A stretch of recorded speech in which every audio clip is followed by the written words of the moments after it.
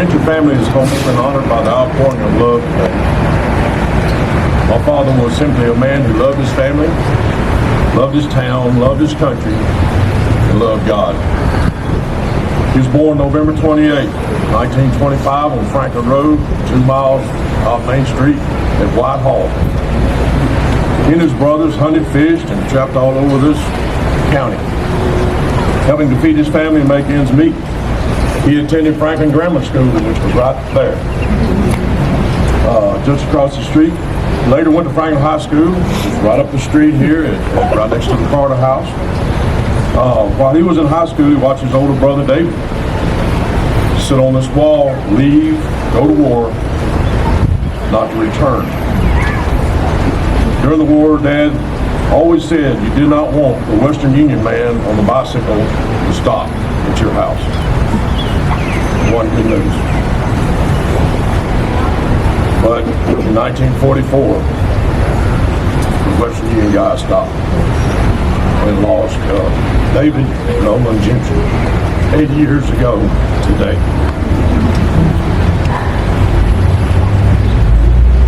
Summer after Dad graduated from high school, he sat on this very wall and waited for the bus to pick him up, go to boot camp, just like so many others. Dad always said the heroes are the one who didn't return. He was a lifelong member of 4th Avenue Church of Christ, 2 blocks away, for 96 years. Married his high school sweetheart, Rebecca Chanel, who is the only first lady he ever kissed. My mother actually worshiped right here in Presbyterian Church. After the war, Mom and Dad started a family right down 5th Avenue, right next to Ivy Harrison's house. And I know it's right before the curve. I can see the house from here.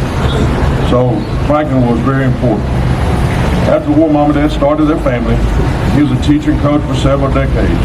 It took a few years before he finally started talking about the war experience. He felt it was his duty to share his story. This was not just his story, but the story of the country and the cost of freedom. We would like to thank, as the Gentry family, and Sheriff Franklin, for keeping the story alive and remembering all those who did not return. Especially like to thank Carrie, Brandy, Stacy, Andrea.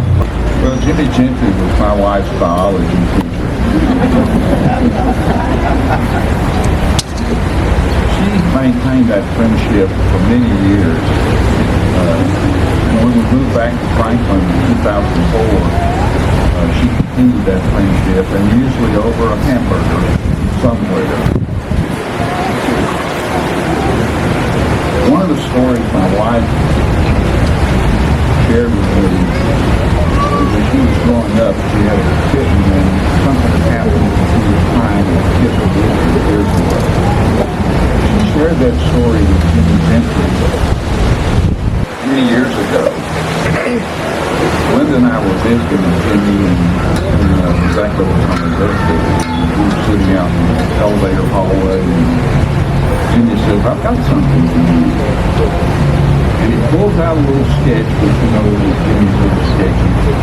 And it was a little girl with a kitten licking her teeth. You remember that story. Middle school age kids and younger, and I was derailing privately in different ways, and I went to see Jimmy Gentry, and we sat in the shade of the magnolia tree. We went in to look at his art, and he said, "Amy, I'm going to give you some advice that I've given many times. I've got 5 phrases," and I know he has said these to anybody he's ever had a conversation with, but we cannot enjoy this day in the company of so many from the greatest generation without these 5 phrases. And I was in particular worried about my son, who is now a successful adult, but at the time. And he said, "These are going to be easy. I want you to hold up your hand, and we're going to do the phrases by how many fingers you're holding up." He said, "Hold up 5 fingers." He said, "As often as possible, I want you to say to your son, 'I am proud of you.' As often as possible." He said, "Say it to everybody. but especially to your children, I am proud of you. Now fold down your thumb. I've got the 4-word phrase. I said, yes, sir. He said, may I help you? Say that to him as often as possible. May I help you? Like everybody, he's trying to find his way. Ask if he wants help. May I help you? He said, now fold down another finger. I bet you can guess this one. 3-word phrase. And I said, I love you. And he said, yes. I folded down another finger. He said, the 2-word phrase, as often as possible, to everyone you see, thank you. He said, now fold down that last finger. This one's the most important thing. This will change how you see everything and everyone. And I guessed every word I could think of. Love, God, Jesus, hope, peace, forgiveness. And he just had that smile on his face and he was going, no, those are good. That's not it. Those are good. Keep guessing. And I finally said, Jimmy, I don't know that last word. He said, this will change everything. Here's the word. We. I'm so grateful for that advice.